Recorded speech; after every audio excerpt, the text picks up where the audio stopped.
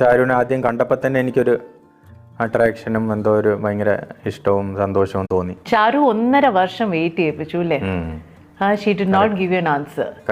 അപ്പോഴെന്താണ് സഞ്ജുവിന് തോന്നിയത്? Like why is she taking so long? എന്താണ് കാരണം? അങ്ങനെയല്ല, നമ്മുടെ പയ്യന്മാർക്ക് എല്ലാവർക്കും കണക്ട് ചെയ്യാൻ പറ്റിയ ഒരു സംഭവം ഉണ്ട് അതിൽ.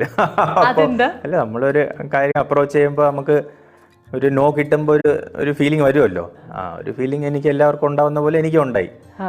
ഞാൻ പറഞ്ഞു ശരി, ഓക്കെ, നോ ആണെങ്കിൽ നോ, ശരി, ഓക്കെ, കഴിഞ്ഞപ്പോൾ മൈൻഡ് ചെയ്യലൊന്നല്ല. I think I won't trouble you, അല്ലെങ്കിൽ അങ്ങനത്തെ ഒരു സംഭവം ഉണ്ടായിരുന്നു. അപ്പോൾ എനിക്ക് ചെറിയൊരു ഹിൻഡ് വന്നതെന്ന് വെച്ചാൽ ഓക്കെ ലെറ്റ്സ് ബി ഫ്രണ്ട്സ് എന്ന് പറഞ്ഞു.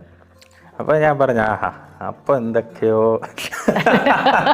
ഐ തിങ്ക് എന്തോ ഒരു സ്കോപ്പ് ഉണ്ട്. അപ്പോൾ ഞാൻ പറഞ്ഞു I'm not here to be friends with you എന്ന് പറഞ്ഞു.